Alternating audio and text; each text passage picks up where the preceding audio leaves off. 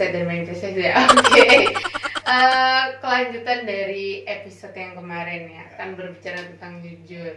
Nah, mungkin teman-teman di luar sana, alah, ini nih apa sih? Sok banget deh ngomongin soal jujur. Emangnya dia udah jujur gitu kan, kalau netizen julid ya. Ini Dani deh yang mewakili mereka nanya nih.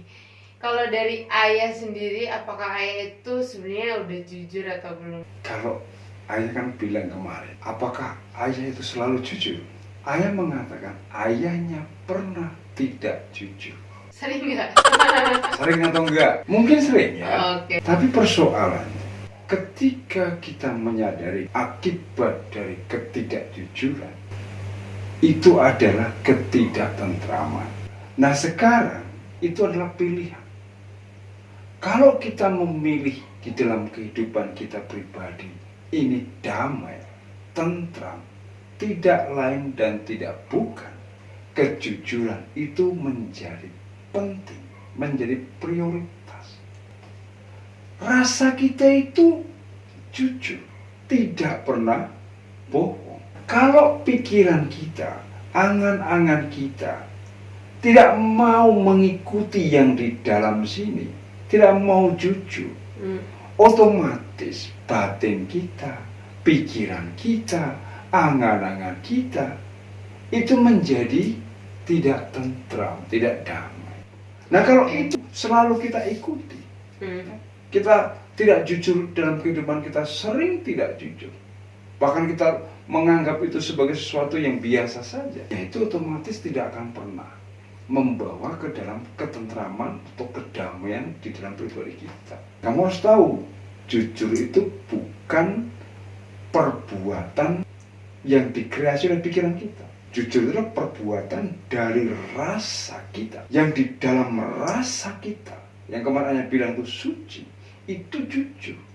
Kalau pikiran kita mengikuti itu, pikiran kita jujur, angan-angan kita jujur, panca indera kita jujur, maka pasti akan damai. Itu kenapa jujur itu penting. Dan ini kan tahu ya, dalam beberapa waktu yang lalu, bahkan kemarin ya, kalau Bunda nih nonton metode yang terdekat kemarin kan ada nih suatu Ayah tuh bohong gitu, tapi bohongnya itu tuh menyenangkan dan melegakan hati sesosok ini nih. Itu apa pembelaan Ayah? Ya memang itu bohong, tapi kamu harus tahu, itu harus diakui bahwa itu tidak benar. Artinya Ayah tidak melakukan itu, tapi Ayah mengakui, oh ya Ayah melakukan. Kenapa Ayah mengatakan oh ya Ayah melakukan?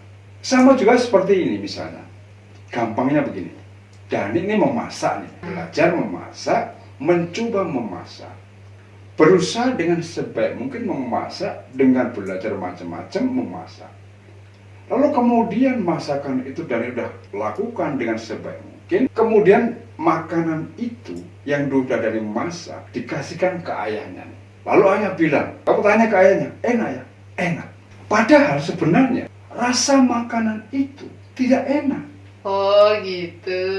Tapi karena ayahnya itu tidak mau mengecewakan kamu yang sudah bekerja, berusaha membuat sesuatu yang baik, maka saat itu ayahnya mengatakan enak. Supaya apa? Supaya kamu lega, supaya kamu tidak kecewa. Kalau ayahnya bilang saat itu nggak enak, apalagi dengan nada yang tidak bagus, nada yang, wah kamu ini masak nggak enak, bikin masakan, apa yang akan terjadi pada dirimu? Ya udah, nggak usah dimakan. Gitu. Tapi sebenarnya sama ini enak atau enggak? Ayah ini Pak Sakti loh, semua tuh percaya loh sama Ayah. Nanti tuh Dani, soalnya tuh Dani beneran gak enak gitu masakannya. Ini kan perumpamaan. Oke. Seandainya kamu melakukan sesuatu, sudah berusaha, ketika makanan yang kamu sajikan, ayahnya nyacat, gak enak, kurang ini, kurang itu. Kamu yang sudah berusaha dengan baik, berusaha bahwa itu kamu memberikan yang terbaik yang kamu bisa lakukan saat itu. Pasti kamu akan kecewa ketika ayahnya bilang, ini nggak enak. Tetapi karena ayah tidak mau mengecewakan kamu, ayah berbohong sama kamu. Apa? Enak. Ketika ayah berbohong itu, siapa yang ayah rugikan? Nggak ada. Ayah berbohong, tapi tidak ada yang dirugikan. Siapa yang dirugikan? Nggak ada. Ini harus dibedakan. Jadi kebohongan yang ayah lakukan itu tadi untuk membuat kamu lega, tidak kecewa. Yang suatu saat nanti setelah berbeda waktu misalnya, mungkin ayah kan ngomong, nih kemarin makanannya itu sebenarnya kurang ini. Kamu tidak akan marah, kamu tidak akan kecewa. Kenapa? Karena pada saat yang berbeda, situasinya berbeda, kamu akan menerima itu. Tapi enggak juga. Dani kalau misalnya Dani masak ya kurang apa ya gitu kan, Dani sih mau aja denger ya. Ya, itu boleh saja kamu mengatakan demikian. Tapi bagi ayahnya, karena ayah tidak ingin mengecewakan kamu, maka ayah mengatakan itu. Supaya kamu bagaimana? Supaya kamu rajin lagi, lebih masak, lebih rajin. Kan bagus. Kamu menjadi lebih bagus. Apalagi kamu anak perempuan pintar masak, kan bagus. Jadi bohong memang betul. Tapi siapa yang dirugikan? Enggak ada. Ini mungkin netizen ini kepo. Sebenarnya yang dari tadi dibahas itu tuh apa gitu ya? Mungkin boleh dikasih tau kali ya. Sebenarnya itu hal sepele guys. Jadi tuh ayah ini kan orangnya kan cool ya kan. Kalian tuh bisa lihat gitu loh sama ada di video. Terus juga kalau misalnya kalian kenal sosok Pak Sakti ini tuh ya cool aja dan emang pada kenyataannya cool, tapi dia kalau di hadapan Dani narsis sendiri gitu dan jarang banget mengungkapkan rasa cinta gitu. Jadi cintanya tuh benar-benar diungkapkan dari perilakunya, dari gimana ya, dari sikapnya dan lain sebagainya. Tapi kalau ucapan itu tuh susah banget gitu.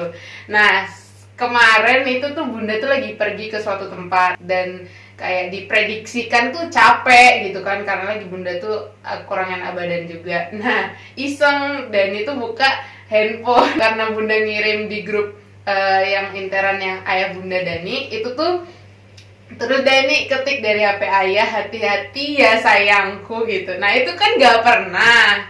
Nah terus ini mungkin Bunda nonton tapi gitu, tapi ayah tuh kaget kan, siapa gitu kan. Sebenarnya usilnya aku sih gitu, karena tuh emang kan gak seru kan kalau lempeng-lempeng aja kan, jadi harus dicari yang biar heboh gitu loh. Itu ayah ketika membaca itu, bundamu telepon dan bundamu bahagia. Meskipun itu tidak, yang menulis bukan ayahnya, kamu kan.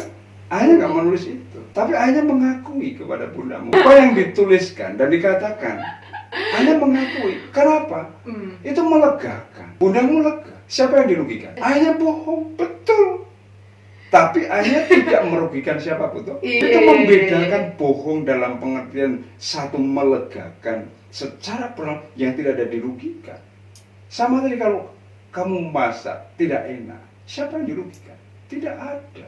Sama bundamu tidak dirugikan, nggak ada. Kamu lega, bundamu lega. Tapi sebenarnya padahal bundanya tuh tahu pasti dalam hati nggak mungkin kayak gitu. Tapi ini FYI, kalau misalnya curhat-curhat sama Dani atau ngobrol sharing itu, ayahnya tuh selalu gimana mengungkapkan itu, pokoknya orangnya tuh nggak show off gitu loh, ngerti nggak sih, kayak hanya ke orang tertentu aja baru terbuka, enggak kok. Jadi sayangnya beneran, oh ternyata ini sayang banget nih sama bundanya gitu, oh ternyata memperhatikan sama ini, meskipun kayak kelihatannya diem aja kayak sok cool gitu kan. Oh so sweet. Nah kalau untuk bundanya sendiri, kira-kira bundanya itu menurut ayah nih sebagai suaminya nih, jujur nggak sih bundanya itu? Pasti jujur. Oh pasti jujur. Ya, kalaulah bundamu pernah taruh kata bohong misalnya ya sama ayahnya selama ini, mungkin pernah, mungkin ayah juga nggak tahu. Tapi seandainya itu pun berbohong, pasti bukan berbohong hal yang prinsip, tapi hal yang misalnya hal yang ya sepele-sepele aja, yang pakainya itu ya biasa-biasa aja. Tapi untuk hal yang prinsip itu bundamu tidak berani berbohong dengan ayahnya, pasti tidak berani. Ayahnya selama ini kan tahu bundamu seperti apa, membaca itu, oh bundamu seperti ini, karakternya seperti apa, kan bisa dibaca. Dibacanya pakai apa? Bukan pakai mata saja, pakai rasa. Bundamu itu ada situasi yang tidak nyaman, ayahnya membacanya pakai apa? Di dalam merasa, kok begini, ada apa?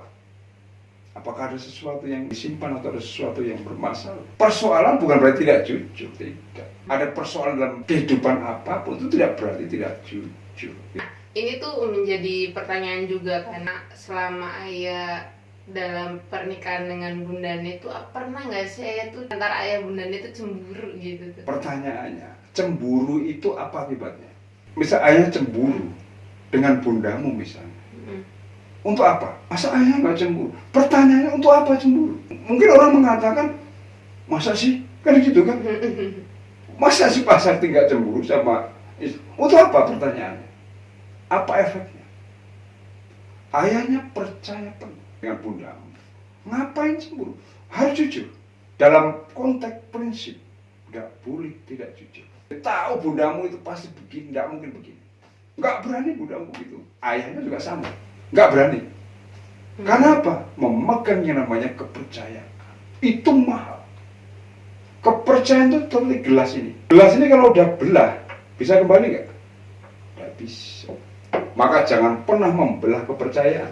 Kamu mau tahu, belajar daripada kepercayaan atau kesetiaan atau loyalitas. Itu tidak gampang. Berarti ayah ini cinta banget. Nah, kalau ayahnya suruh ngomong seperti itu, ayahnya susah. Oh, bisa ya. Ayah nggak bisa ngomongin yang begitu itu nggak bisa. Nah, karena cinta itu bukan omongan. Omongan, makanya selamat. Apakah cinta itu ucapan? Apakah cinta itu Sekedar I love hanya you. sekedar I love you? Kalau hanya itu terlalu mudah, Oke. gitu loh. 1000 kali ayah ngomong I love you. Cinta itu bukan hanya kata-kata dan bukan kata-kata. Cinta itu tindakan. Tindakan seperti apa? Tindakan yang membuat kamu menjadi damai, menjadi bahagia. Itu cinta. Oke, Gitu. kita tahan dulu pembahasan soal cinta ini. Akan menjadi menarik kalau misalnya kita bahas di Sabtu depan. Kalian jangan lupa buat like dan share cerita kita ini ya, oke? Kalian sebarin atau mungkin kalian renungin tuh, oh iya aku juga pernah ya kayak gini. Nah, kalian juga boleh share di kolom komentar bawah. Pokoknya jangan lupa tuturin aja.